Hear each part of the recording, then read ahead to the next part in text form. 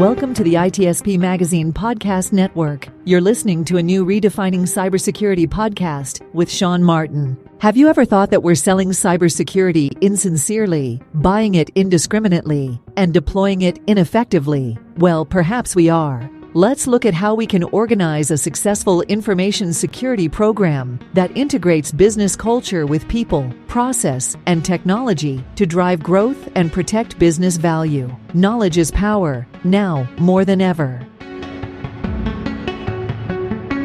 Imperva is the cybersecurity leader whose mission is to protect data and all paths to it with a suite of integrated application and data security solutions. Learn more at imperva.com. Pantera, the leader in automation security validation, allows organizations to continuously test the integrity of all cybersecurity layers by emulating real-world attacks at scale to pinpoint the exploitable vulnerabilities and prioritize remediation towards business impact. Learn more at pantera.io.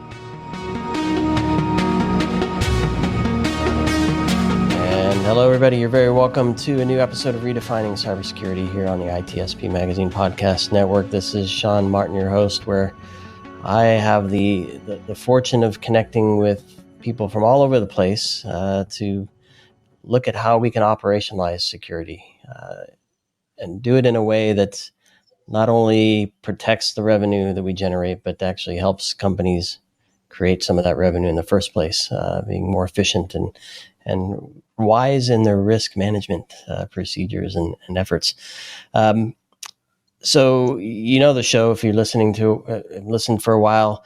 I go all over the place. Today we're going to look at a role that I think a lot of you will be interested in, especially with some of the news that's been happening, and that's where CISOs don't always win. May not make the best choices, may not have the best support, may not get the results that they were anticipating. We can talk about it all different ways, but failure is the one summation of all of that. And for those that follow me on LinkedIn, you probably saw that I've written a few blogs in this. It's a 4-part blog. I'm holding on the 4th part, but it's why am I wrong for not wanting to be a CISO is the name of the series. So I talk a lot about the challenges and the opportunity to fail in those posts. But today I'm happy to have a conversation with Malcolm Harkins, and we're gonna talk about some of his learnings and experience in the industry and connection with others in the field, and we'll touch on some news things, I'm sure, as well. Malcolm, it's great to have you on. Thanks, Sean. Happy to be here. And I think you've one thing that's a constant is change, right? So the CISO role a few years ago looks different than it does decades ago, and tomorrow's going to look different than today. And speaking of change, you've been on the move yourself, doing some cool new things. So why don't you, if you don't mind, take a moment and give folks an update on what you're up to these days. Yeah, thanks for that, Sean. So I recently joined a company called Hidden Layer, winner of the 2023 RSA Conference Sandbox Innovation Award. Company was launched almost 2 years ago, give or take a little bit. Just closed its A round of funding. We're in the space of protecting people's advantage, protecting their artificial intelligence and machine learning. And I'm excited to be, again, on the bleeding edge of not only the explosive growth of AI in the world, but going to something near and dear to my heart, because I've always worried about the implications of compromised AI and machine learning and how it could be weaponized in different ways, how it could be manipulated for malicious purposes in different ways. And, while we've seen that explosive growth, we've also seen a wide variety of different ways to breach and manipulate artificial intelligence, and traditional controls don't work. And so it's great to be at that kind of edge of new controls and the edge of new technologies to, again, do what I have my trademark tagline: protect to enable people, data, and business. I love it. We think alike there, Malcolm, for sure. And you have a long history in bringing new and advancing, funny enough, AI-enabled protections again to market. And I mean, I've followed you along through the years, and it's always amazing to see the good things you work on and all that you do for the community. So, again, thanks for having me on, or joining me. Maybe it feels like your show. So, as many times it happens, the conversation is inspired by a post, typically on LinkedIn, and this is no different. I follow you there. You did a post back in August. We finally got around to chatting about it now, but the title of it is it time to accept that the current role of the CISO has failed? And it was around this time that I started to put the series of posts together that I was working on as well. And I thought, let's have a good chat. So tell me, first off, what was the impetus for putting that together? Was it an event? Was it an aha moment? Was it you overheard something from somebody and you thought, I need to get this off my chest now? What drove you to put great those question. words on the screen there? Well, so go back in time. I've actually said for many years that the security industry has failed as an industry itself. And some of that is because of the economic incentives, because a lot of security companies, not all, but a lot, and certainly traditional ones who've been around for a long time, profit from the insecurity of computing, right? They make money the more risk that exists. And in some cases, they wait till the risk has manifested itself long enough that they can profit from it before they go solve it and bake it into existing solutions. And we've seen that over and over again. I think, again, the startup community is holding, I'd say, the traditional players much more accountable to really being, hopefully more innovative versus kind of milking their cash cows, which we've seen for years. Now getting to the CISO side of it, and the post, there was actually a post that I read from somebody else that had talked about the CISO's role has failed. And they went on to talk about it's too complex and we got too many of this and too many of that and too many of this, all these things. And I'm like, that stuff annoys me. I'm like, quit whining. You know what? If you want a C-suite job, you want a C-suite title, you want a C-suite pay grade, well, guess what? Suck it up and do the damn job. And that means deal with the complexities, deal with the liabilities, deal with the responsibilities, and deliver an outcome, right? And so now some of that, when you start clicking down and you go, has there been failures in the CISO role, or as I define it, Chief Security and Trust Officer, because I define it wider than the typical CISO role that nests under the CIO. For me, if you go back to basics, what is failure? It's a social concept, meaning that you did not meet desired or intended outcomes, right? That's the definition of failure. So you look at it and you go, okay, well, if a CISO has failed, what outcomes didn't they deliver on, right? Or what intended objectives? And sometimes it is the CISO and their team that didn't meet objectives.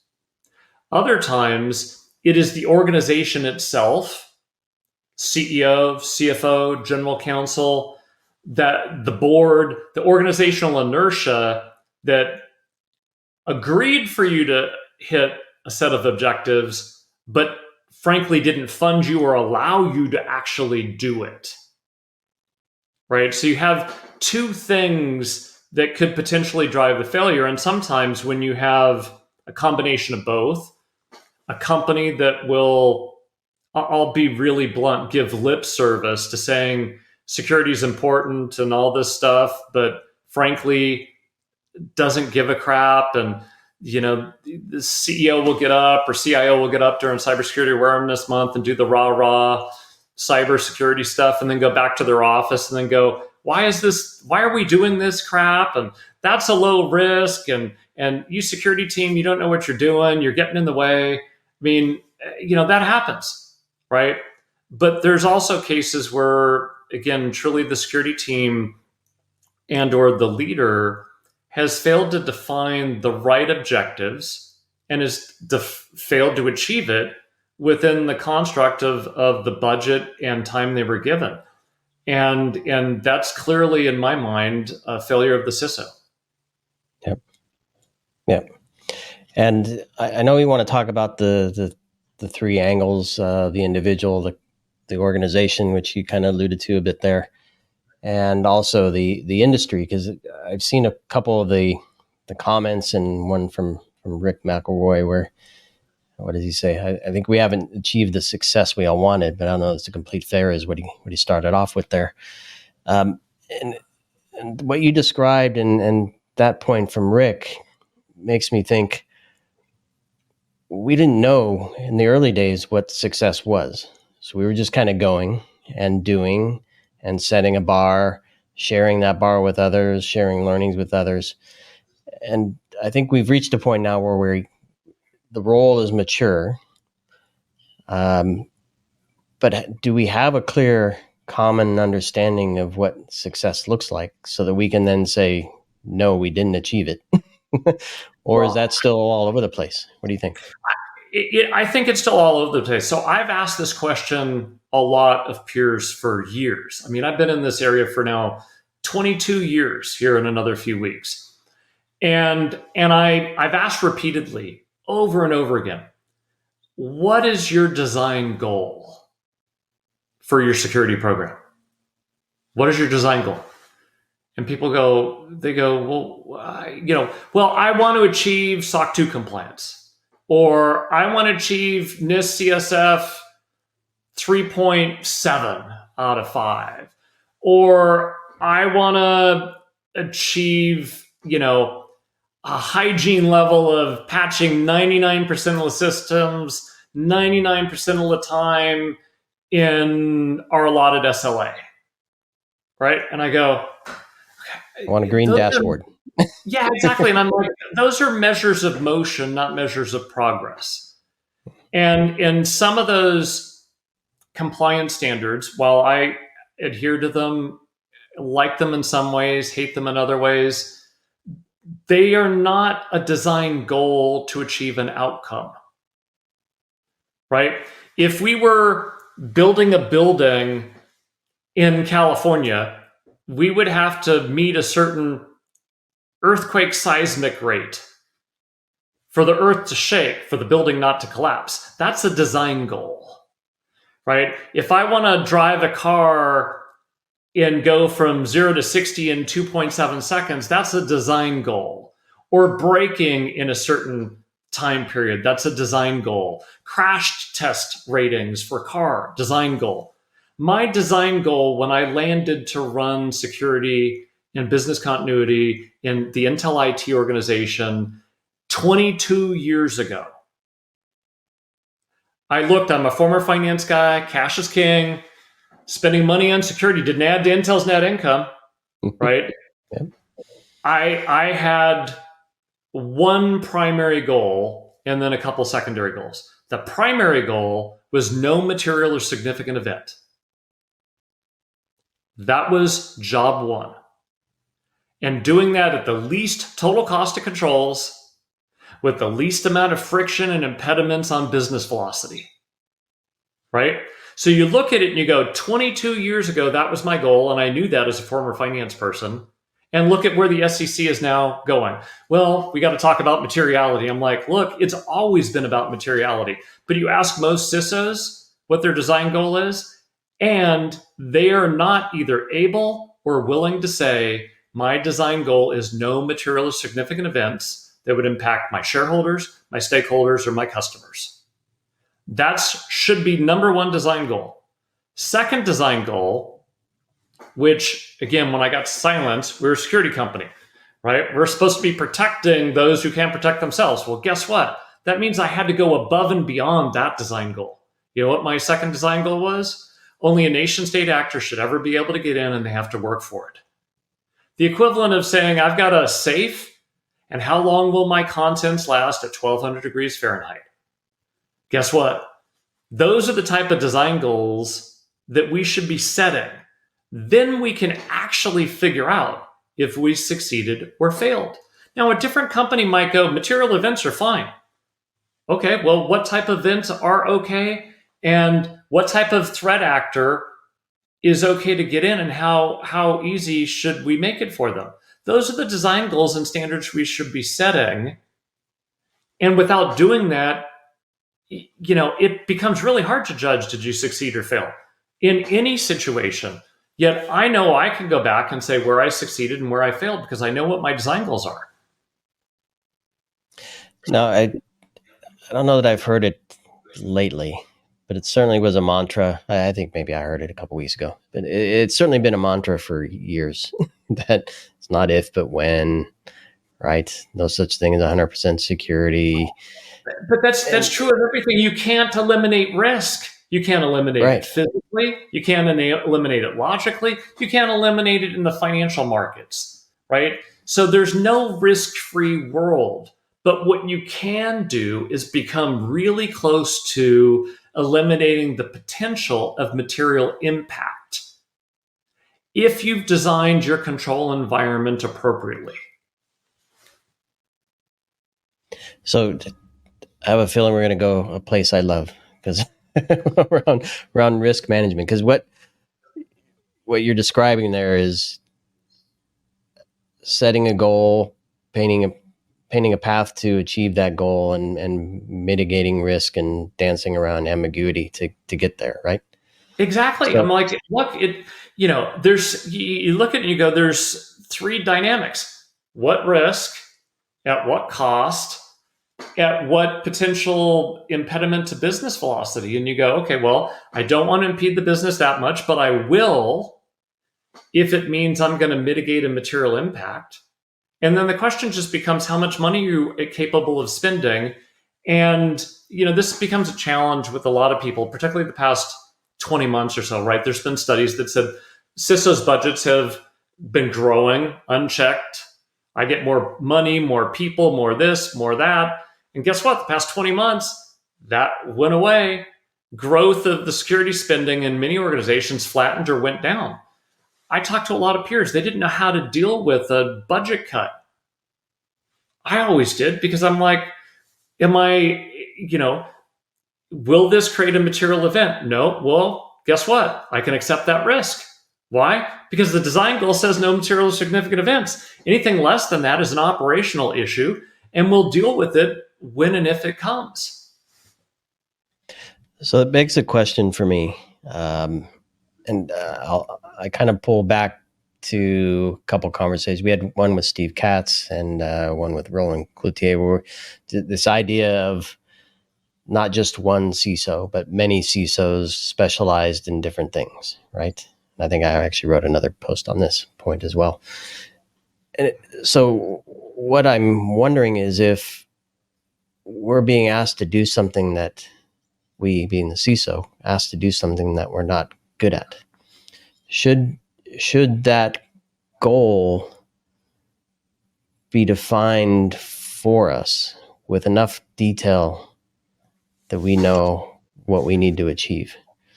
Because it seems to me that if we set it ourselves, we kind of have a picture. We work up to that goal in my mind, right? Based on what we think we can do. Yeah, but when you start doing that, I think the goal, and again, I know what my goals are. I know, but again, somebody could define a slightly different goal, but I think you have to have a goal that's of the nature of what I talked about, right? You might say, hey, as long as the script kiddie doesn't get in, that's good enough. Okay, well, if that's your design goal, great.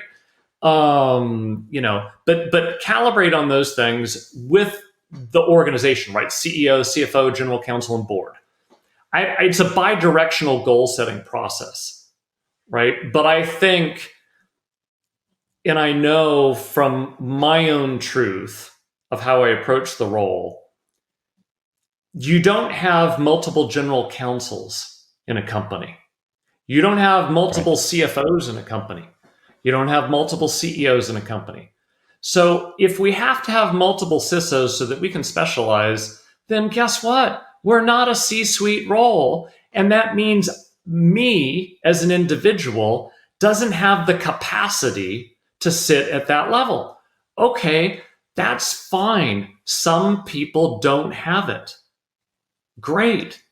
Well, we see the inflated roles all the time, right? And is this a result of that? I mean, we see VPs of marketing and VPs of engineering and VPs of sales that are fresh out of high school and running a startup, but they have the title. I'm being a little overzealous with my example, but yeah, there is title inflation in some companies and in some organizations, but it doesn't necessarily have to be startups. I've seen title inflation and, frankly, public companies that have gotten bought. I mean, look at my background at Intel. Intel had 100 and some thousand people when I was there. You know how many VPs and above there were? 300. When Intel acquired McAfee, there was 8,000 employees. You know how many VPs and above there were? Like 500. You go, okay, different companies will have a different level of what I'll say title inflation. Yep. So help us understand then, Malcolm. Let's make the large assumption that some goals are defined. You may question them, how they're articulated and whatnot, and maybe we touch on that as well. But let's assume something is there. Where does it break down then? Is it actually in architecting or designing, or do we get swept up with vendor talk and we try to put all stuff together that we're told we should buy, or where do things break down? Well, for me, it breaks down so let's just take any one of the recent breaches in the news. That doesn't mean they failed.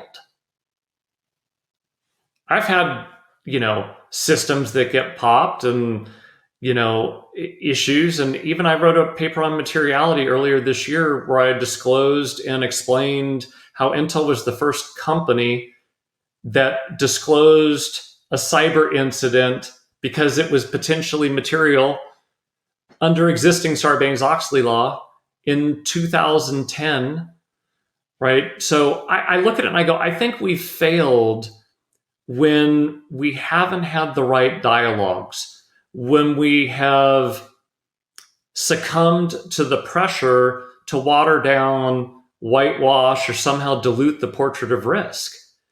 I also did a thing on integrity back a couple years ago, and even polled a number of CISOs. 76% of us said that we've been pressured to water down or dilute the portrait of risk to executives. When we do that, we've failed. Right? So for me, the CISO has failed when they are lacking integrity in what they're doing and how they're doing it. You can have breaches and maintain integrity of the role and not fail. But if you don't hold your integrity intact, you will absolutely fail. Fail your customers, fail yourself, fail your shareholders. Is that a clear line, or is there? I mean, to me, when you start talking ethics and integrity, it's pretty straight. But who the heck knows? That's why I'm asking. Is it a clear line, or are there gray areas? I think there are. The reality is there are gray areas. There are times where I've stuck a stake in the ground on a risk issue, and I will not budge. I've done it at every organization, every CIO reported to, every CEO, both in every company. But along the path, you might learn that your data or your logic is missing components. That when you're saying no to a business unit GM, and they're like, well, I disagree with you, it's low risk. No, this is high risk. Okay, well, risk is in the eye of the beholder. Well, if I'm the risk arbitrator and I'm the person that's supposed to be the most expert in determining the risk, then my perspective should, by and large, be taken and overrule other perspectives. Having said that, there are times where when you're walking that path, you learn something new from others, which is why risk calibration, risk dialogue, and that doesn't mean you're necessarily watering down the portrait of risk, but if your data and logic are there and you say that it's a critical risk that needs to be addressed and has material impact, and you understand the attack path to that exposure, and the company disagrees with you, I think your obligation is to walk all the way up, including to the board, if it's a potential material issue. Now, you might get overruled. Okay, I can disagree and commit for some things. There's other things I will not disagree and commit on. And I'll put my badge on the table and say, you're wrong, and I'm not going to go along with this, and I'm willing to risk my job and risk my career. No different than a CFO saying, through the accounting and all this stuff, we can't account for things this way. And the CEO or business unit GM says, well, but I want to. Well, who's supposed to be in charge of financial integrity? The CFO. Who's supposed to be in charge of the integrity of our cybersecurity state? We are. That's why, again, former finance person, I operate the role that way because I grew up in finance. I love it. Anytime we can pull on another scenario or role or example where things just work that way, because that's the way it's supposed to work. Yeah, exactly. I often pull on GC. Yeah. Yeah, the general counsel can't say, well, the CEO said it was legal, so therefore it's legal. When you're the person who's supposed to be, through your whole legal organization, guiding a company to be legal. Doesn't mean that illegal things sometimes don't get, that happen because a rogue person does something and stuff like that. But your job is to ensure legal compliance and that the company's operating in an appropriate way legally. CFO, same thing, financial integrity. CISO, same thing, around not that you're eliminating the potential of a cybersecurity incident, that you, one, have a design goal, two, the integrity of not only your risk state as it sits today and your characterization of an incident that occurred is accurate, but your forward-looking view of risk has a level of objectivity with data and logic to back it. No different than a financial forecast. Yeah, exactly. So, and I guess when there are questions for both the CFO or GC, they can point to Sarbanes-Oxley, or they could point to case law or something to say, yeah, but do we have that same ability as a CISO? I mean, we can point to other breaches, but I've always assumed that ability. Other people are waiting and asking for permission. And if you're waiting and ask for permission, I think you're setting yourself up for failure. I just look at it literally from the day I landed in the role. I took it as if I was the CEO, CFO equivalent for everything related to information risk. Now, through that process, was I wrong a lot? You bet. Did I learn a lot? You bet. Will I continue to be wrong and learn? Yes. But that's also where, failure can come in. If I'm not willing to sometimes experience failure and a mistake of my opinion or my logic or my data, and I've done that multiple times, but I've then learned from that, recalibrated, and moved on. But where somebody couldn't give me logic or data to show that I was wrong, why would I ever budge? Well, let me ask you this then, Malcolm, because I often put my program management hat on, where it's a different kind of risk, but I was responsible many years ago for bringing products to market. You're bringing a bunch of people together, a bunch of technology together, and a bunch of requirements together to pull something off. And in there is risk, right? Technology doesn't work the way it's supposed to, or the operating system doesn't provide a feature, or somebody built something wrong, or that there's a security vulnerability in the release that you don't want to let it fly. Lots of stuff. But as you're approaching a point where you understand those things, you understand that those risks might be there. There's a lot of ambiguity. And Yes. now, so for the CISO role, I think we have ambiguity, right? And we're marching toward our design goal as you describe it. How are we communicating it correctly? Do we understand it enough? Do we know where the holes are? To say this is where the ambiguity sits. This is where I'm making a decision based on less information that I'm comfortable with, but based on my peers, based on examples from other organizations that we've seen get popped, whatever. I'm, to your point, putting my stake in the ground because my gut says and experience says that this hole that I see is probably going to get filled with X, Y, and Z, which will then lead me to that material impact. So, Yeah, well, I don't know. I said a lot there, but thoughts on that? Yeah, well, I think there's a couple things. One, let's accept. Let's also talk about accepting risk and acceptable risk, because they're two different things, right? Accepting risk is a business process; it's not a control. And when you accept risk, you're also implicitly accepting the responsibility to respond to it should it ever manifest itself. And a lot of risk decision makers don't really think that way, right? They go, we accepted that risk, and they move on as if because they accepted it, it's no longer something that could occur, right? And that's something that we've got to change in how we do risk acceptance. And then how we, when we make a risk decision, that's not permanent.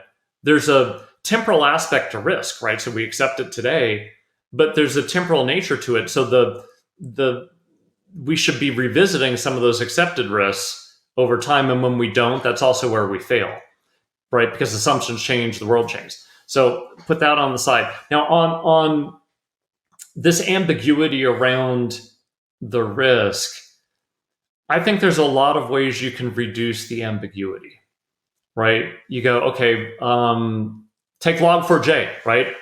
2 years ago or whatever, big brouhaha, Log4j, oh my God, patch everything, CISO says this, SEC says if you don't do it, there's going to be liabilities. Everybody says, oh my God, pull themselves through knotholes. I talk to a lot of peers. They're like, we don't know where it is. We don't know how many instances we have. I don't know the context of Log4j in our environment. Spin around and around in circles for a week, 10 days, and they finally say, screw it, patch it all.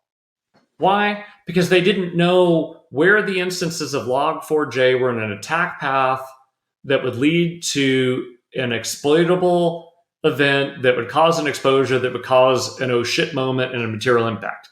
Well, guess what? You can do that. You can do attack path mapping. You can understand the context of your environment in real time and know with precision where you have those exposures, and then be able to discuss them with people. And if they go, yep, we agree with it, we're okay with it, then you go, okay, great. We have an exposure to a potential materially impacting event. Now, if I'm a public company, guess what? I have to update my risk statements in the public filings. And if anything goes bump along that path, I've also got to now disclose it as a cyber incident. Okay, you can do that. I was doing that manually back at Intel years ago, and even at Silence, to some extent manually, but there's automation now that does that. The other aspect of this still becomes a little bit of the subjectivity. But again, you go, how do you reduce that? Well, go back to Sarbanes-Oxley, go back to financial materiality. there's line items in the balance sheet. There's line items there. Materiality by nature, materiality by impact. Walk back from the financials. Walk back from business processes and things that could affect the business or your customer. Once you understand that, then it's just, again, it's hard work, but it's not that hard to figure out. I was having this dialogue earlier, late last week, actually, around artificial intelligence, right? And people are going, wow, yeah, do I really need to have, protection on the AI models and ML models? And I said, well, despite the fact that public models, a lot of them are already poisoned. They're just, in some cases have malicious code in them. The tools that you're using for ML ops are compromised with remote code execution. So therefore, those tools then would allow an attacker to own the model and do all these things. And they know all that. And you give them all that data. But it's too early. I'm like, okay, let me give you an example. You're using artificial intelligence in your pharmaceutical company, and you're using it to figure out drug interactions to reduce health risk. And you say it's okay not to protect it. Okay, or you're using artificial intelligence. I was reading a couple of weeks ago, McKinsey had published a study, and in fact, I posted one the other day. They talked about AI changing the travel industry. $2 to $4 trillion worth of economic benefit. Okay, if I can create that much benefit through the use of AI, therefore I can create that much damage and maybe more. So therefore, if I'm claiming a benefit in the technology that's a material benefit to the organization, if I'm a public company, I now have the obligation to protect that capability. McKinsey did another one, Freeport McManaman, $1.5 billion of shareholder value by using AI in the mining operations. Okay, $1.5 billion. That sounds pretty material to me, right? So to me, it's not that hard. You just got to look at the financial flow and then go, well, what could be material by nature or material by impact? Map it out, and where systems and data could do that, that's where you make your stand. So many things in my head, because you continuing to walk it back, you might say, well, it's only a handful of systems that really interact or generate this material value, right? And certain sets of data, certain assets. But then you look at a real network and you're like, yeah, this is just a big mess. It's all connected. You can't separate it. It is, but this is where you have to have, well, I'll say the peanut butter spread of general controls and hygiene, right? But again, I'll give you an Intel example, and I've spoken about this for years. Yep. I still, at a macro level, because we started doing this in late 2001, what are the macro business processes that if we're offline or had some major issue would have a material impact to the business? Book, order, pay, build, ship, close, and communicate. Macro business processes. If I can't book an order, I miss revenue. Material impact. I can't ship a product, I miss revenue. Material impact. If I can't pay employees or suppliers, guess what? Material impact. But there's a temporal nature to this, right? Every business has a cadence of their quarter. Intel is an example. It's dated. It might be different. The last 2 weeks of the quarter, biggest shipping window, biggest revenue window. Well, guess what? If shipment is offline the first 2 weeks of the quarter, who gives a crap? Yeah, fix it, but it doesn't have the same level of materiality because guess what? I can expedite the shipments and still hit my revenue number, right? Building a product, if I'm in the early part of the design cycle, right, and I'm designing something, that the time to revenue is several months out or year out, right? If I'm in tape out, revenue's closer. But if I'm at assembly test, that last mile of making a semiconductor before it gets shipped to Dell or somebody, that has the biggest impact on them, the biggest impact on me. But payroll, okay, payroll's offline. November 7th, it's offline. Who gives a crap? Payroll cycles November 1st and November 15th. Doesn't matter if it's offline, right? Like I said, it's work, but that's what we should be doing. And that's when we fail, is when we haven't done that level of understanding of our business and understanding of risk. So I think everybody's sitting in the roles thinking, yep, that part of the job sucks. I don't do it, or I don't do it well, or I don't do it often enough, right? They're all probably sitting there thinking something like that. Or maybe they're narcissists and they said, well, I don't get support from the company. So let's, in the last few minutes we have, because I think we touched on the industry and the individual quite a bit at this point. Let's talk about the company culture. And I think you referred to it as the inertia of the organization. Where do things kind of fall down with respect to getting support from the business? Where do things fail for the role there? So sometimes it actually is the CISO, because the CISO hasn't done that connecting of the dots. The daisy chain of endpoints and systems and data and network and all that stuff to the thing that matters to the business. Well, if you haven't done that work, of course, the business isn't going to support you, particularly when you've asked for more, and then continue to do that, and then you continue to have all these issues. But right? I'm going to guess that there are some people that say, I don't get the opportunity to do that. I'm told to buy a risk management tool and a bunch of controls and some protection, maybe outsource my response, and then present every quarter how well we're doing patching and keeping stuff from going awry. I don't get the chance to do that fancy work you're talking about, Malcolm. The company doesn't support me. Is that a viable? There are, in many circumstances, and I've talked to a lot of peers on this, where they've done all the work, they know what the risks are, they've had the discussions, they know they're underfunded in some areas, and the business still says, no, we can't do it. Well, okay, you haven't failed. You just have to then document that the CEO, the CFO, and the general counsel and the board are okay with a material risk. Now, if you don't document that, then I think you failed. But sometimes the reality is businesses have challenges, right? I was at Intel where I had to do budget cuts and lay off people. Why? Because we missed revenue. Right? Intel's gone through layoffs even recently. So every company, every organization has budget fluctuations. Your job is to deal with those budget fluctuations.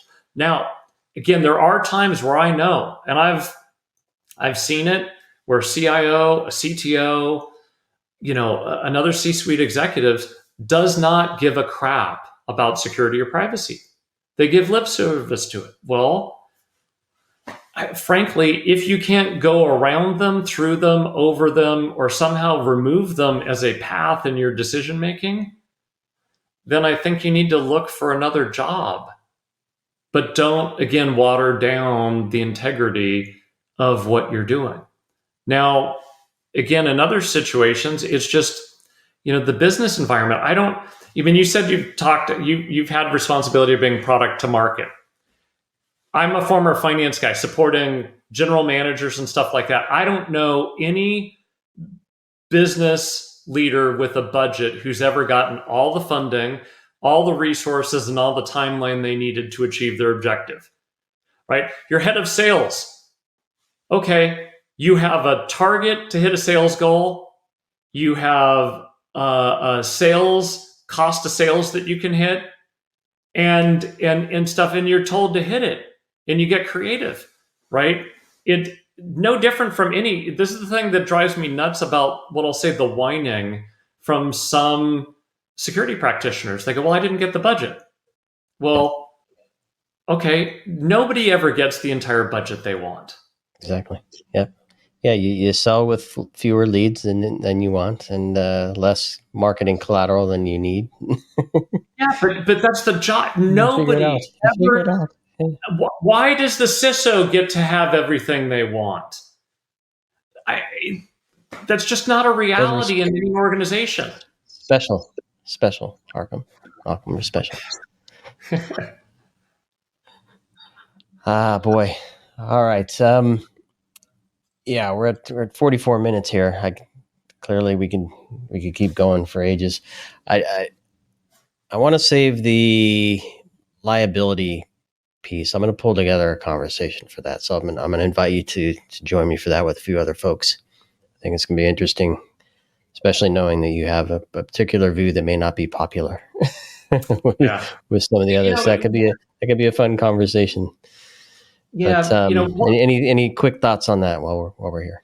Yeah, well, I think you can hear from my tone and my perspective, and how I view the role, similar to being a CFO.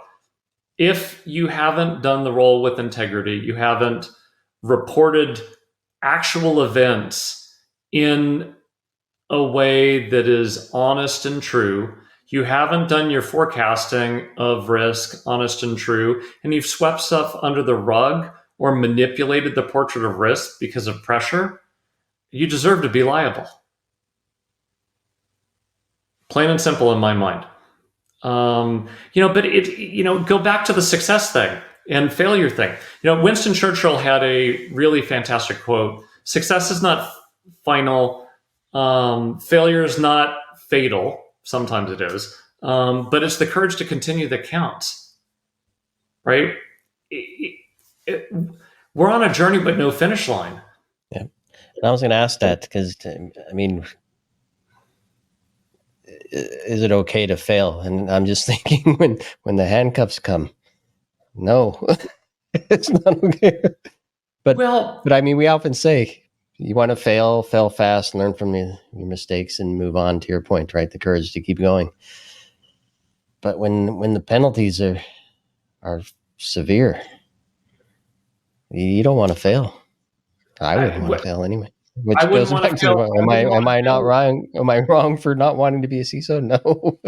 No, but again, it goes back to the CFO and other C-suite executives for financial integrity issues could be put in jail too. This is a financial integrity issue. It has been for almost 20 years, right? I'm glad enforcement actions are starting to take place. That will then hopefully drive a level of real accountability and real up-leveling of the CISO role into a C-suite role for people that are capable and want to do it. And if they're not, don't take the role. But again, it just becomes one of those items of, I think the challenge we've had with some of the charges, it's a shame that other executives have not been charged. That's I think the failure of some of the regulators to charge other executives as well. Yep. Well, I'm excited to have that conversation with you, and a few other folks. So I'm gonna get on that. I think it's gonna be an interesting chat. So loads of fun there. Anyway, Malcolm, always good. My mind's a little bent from all the fun stuff you just shared. I'm not a CISO, if you can figure that out. I'm intrigued by the role. I love risk management, so I can completely appreciate that. And even without a finish line, I can totally appreciate getting from current state to better state and better state and better state, kind of making progress. Not with all the budget, because you never get it, to your point. And I can appreciate what folks have to go through as they try to walk that line that maybe they didn't have the opportunity to define their goals in the right way, or don't have the means to achieve those goals in the best way possible. But to your point, if you can keep your head on yourself and keep things straight and keep your morals at the center of everything, then I think we're in better shape. I don't know if it'd be interesting to see if this impacts folks wanting to have the role. I have an inkling that it might, right? I don't know. We'll see. Absolutely. We'll see. All right. Well, we're not a failure in this role. We're continuing to learn. We make mistakes. I guess that's probably the better way to say it, right? Make a mistake and learn. Yep. And set those design goals. I think that's the big takeaway for me. Take that time, connect those dots, and I think everything flows from there. So thanks, Malcolm. I don't know, any final thoughts from you before we wrap? It's been great to have this discussion. And again, it's a tough role, and no different than any other executive role. And the complexity and the challenges of it are going to continue to grow. And the only way in which we'll mature ourselves and mature the role itself and codify it more in the industry is to have dialogues like this, and again, learn from each other's perspectives, learn from each other's mistakes, and recognize that having a mistake or a failure really only becomes what I'll say a catastrophic failure if you're not learning from it. Yep. Repeat the failure over and over. All right, Malcolm. Well, we'll leave it here. Lots for folks to chew on, certainly myself. And I'll include a link for those listening. I'll include a link to Malcolm's post. So go there, comment on your own what you think about Malcolm's position on the other LinkedIn post that inspired him to share, and which then drove this conversation. I think you mentioned another post you did too. So we'll include that here as well. And I mean, this is a topic that I'm sure lots of people have thoughts on. So I'd be surprised if we don't get some feedback somewhere socially on this. Anyway, so thanks everybody for listening. Be sure to stay tuned, share it with your friends and enemies, and subscribe so you can hear this and the next one we're going to have with Malcolm and a few other folks. So thanks again, Malcolm. Thanks everybody. Catch you on the next one. Thanks, Sean.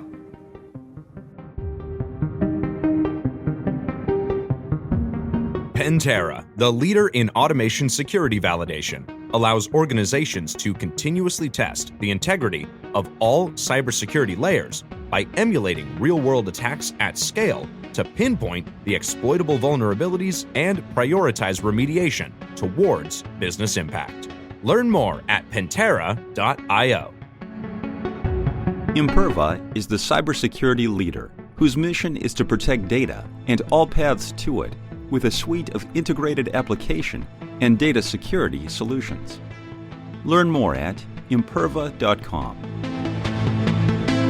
We hope you enjoyed this episode of Redefining Cybersecurity with Sean Martin, part of the ITSP Magazine podcast network.